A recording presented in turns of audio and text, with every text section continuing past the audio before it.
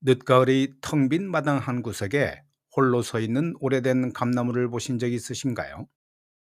달콤한 열매를 주렁주렁 달고 있을 땐 동네 까치며 아이들이 북적거려 생기가 넘치더니 찬바람 불고 잎사귀 하나 남지 않자 언제 그랬느냐는 듯 적막감이 감도는 그 고독한 풍경 말입니다. 환갑을 바라보거나 이미 넘긴 당신의 삶이 혹시 이 감나무와 닮아 있지는 않으신지요? 내가 전생에 무슨 죄를 지었길래 내 주변엔 믿을 놈 하나 없을까? 술잔 기울이며 내뱉은 이 탄식이 단순한 신세 한탄이 아니라 당신이 타고난 8글자 지도 속에 이미 새겨진 흔적이라면 믿으시겠습니까?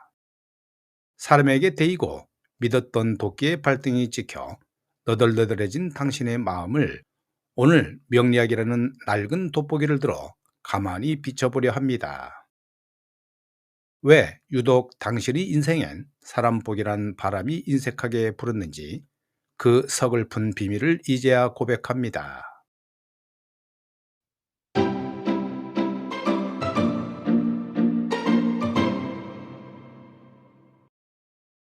사주에 불의 기운인 화가 지나치게 강한데 정작 본인은 가냘픈 금의 기운으로 태어난 분들이 계십니다. 명리학에서는 이를 화다금용이라고 부르지요. 이런 분들의 인생은 마치 용광로 옆에서 누군가를 위해 밤새도록 칼을 벼리는 대장장이와 같습니다. 나는 온몸이 녹아내릴 듯 뜨거운 열기를 견디며 상대방을 빛나게 해줄 명금을 만들었는데 정작 그 칼이 완성되자마자 주인은 뒤도 돌아보지도 않고 떠나버립니다. 당신은 그저 그 사람의 성공을 위한 땔감이나 도구에 불과했던 것이지요. 남 좋은 일만 실컷 시켜주고 정작 본인의 손바닥엔 굳은 살과 화상 자국만 남는 삶. 이것은 당신이 못나서가 아니라 당신의 기운이 타인을 태워 올리는 에너지가 강화되면서 나를 지키는 방어막이 얇게 태어났기 때문입니다. 우리는 흔히 식신과 상관이 발달한 사람을 제주꾼이라 부르지요. 하지만 이 기운이 과도하게 지나치면 이야기가 달라집니다. 내 안에 있는 것을 쉼없이 밖으로 쏟아내야 직성이 풀리는 그 기질은 사람 관계에서 조건 없는 희생으로 발현되곤 하지요. 새벽에 걸려온 친구 전화 하소연을 몇 시간이고 들어주고 정작 내 지갑이 얇아지는 줄도 모르고 밥값을 먼저 계산하며 상대의 가려운 곳을 묻기도 전에 긁어줍니다. 그런데 참 이상하지요.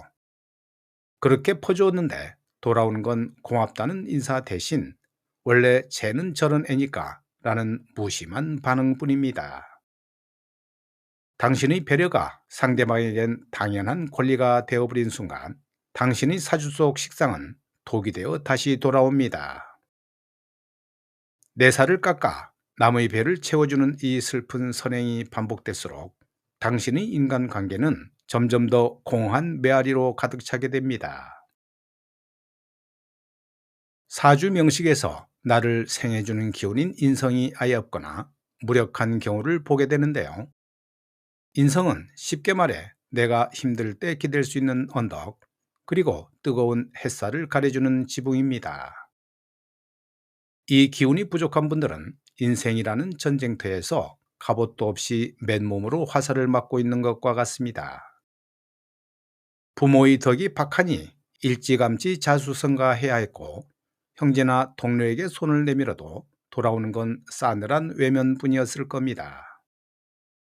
도와달라는 말이 목구멍까지 차올라도 결국 삼키고 마는 그 자존심은 사실 아무도 나를 도와주지 않을 것이라는 오랜 무의식적인 학습이 만든 방어기제입니다. 당신의 주변에 사람은 많을지언정 정작 내가 쓰러질 때 등을 밀어줄 진실한 한 사람이 부재한 이유, 그것은 당신이 사주에 받는 복의 통로가 좁게 설계되었기 때문일지도 모릅니다.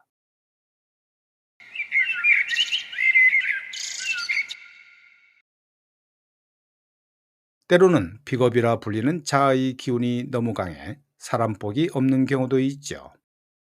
이는 마치 한낮이 태양이 너무 강렬해 주변의 작은 별들이 다 가려지는 이치와 같습니다. 당신은 의리 하나로 살아왔고 내 사람이라고 생각하면 간이라도 빼줄 것처럼 살았을 겁니다. 하지만 당신의 그 강한 에너지는 의도치 않게 주변 사람들을 위축시키거나 시기 질투의 대상으로 만듭니다. 당신은 동료라고 믿었지만 그들은 당신을 넘어야 할 산으로 여겼던 것이죠.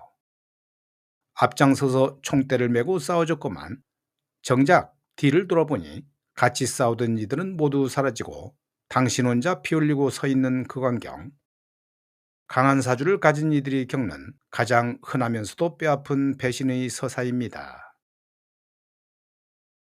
자, 여기까지 들으시면서 가슴 한구석이 아릿해 오셨나요? 그래, 내 팔자가 그렇지 뭐 라며 고개를 떨구고 계신 건 아니신지요? 하지만 수십 년간 명리학의 바다를 유영하면서 깨달은 절대적인 진리가 하나 있습니다. 사주는 결론이 아니라 경향이라는 사실이지요.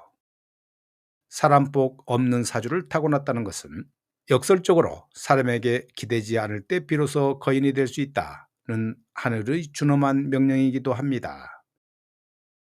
남들이 인맥을 쌓고 사교 모임에서 웃음을 팔 때 당신은 고독이라는 숫돌에 자신의 영혼을 갈아왔지 않았나요? 그 시간이 당신을 누구보다도 단단하고 깊이 있는 인간으로 빚어냈음을 생각해 보십시오. 타인에게 향해 있던 그 뜨거운 시선을 오롯이 당신 자신에게로 돌려야 할 때입니다. 사람 복이 없다는 사실을 인정하는 순간 기적처럼 새로운 삶이 시작됩니다.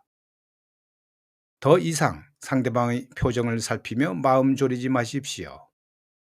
밑빠진 독에 물을 붓는 일을 멈추면 비로소 독 안의 진흙이 마르고 그 위에 단단한 새살이 돋아납니다. 내가 이만큼 해줬는데 어떻게 나한테 이럴 수 있어? 라는 보상 심리를 내려놓는 순간 당신을 괴롭히던 인연의 사슬은 끊어집니다. 당신의 사주에 부족한 인성을 채우는 법은 타인에게 구걸하는 것이 아니라 스스로가 가장 든든한 보호자가 되어주는 겁니다. 스스로를 귀하게 여기는 사람에겐 함부로 대할 수 없는 기품이 흐릅니다. 이 기품이 흐르기 시작할 때 당신을 이용하려던 가짜 인연들은 떨어져 나가고 비로소 당신의 영혼과 공명하는 진짜 인연이 조심스레 문을 두드릴 겁니다. 인생의 후반전 4060 세대에게 사람복이란 더 이상 많은 사람과 어울리는 숫자의 문제가 아닙니다.